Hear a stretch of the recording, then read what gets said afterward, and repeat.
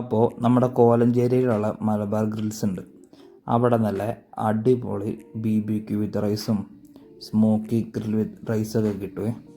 അത് അത്യാവശ്യം ജ്യൂസി ആയിട്ടുള്ള ചിക്കനാണ് കേട്ടോ. എനിക്ക് ഭയങ്കരമായിട്ട് ഇഷ്ടമായി. അതിന് മാത്രം അടിപൊളിയായിരുന്നു.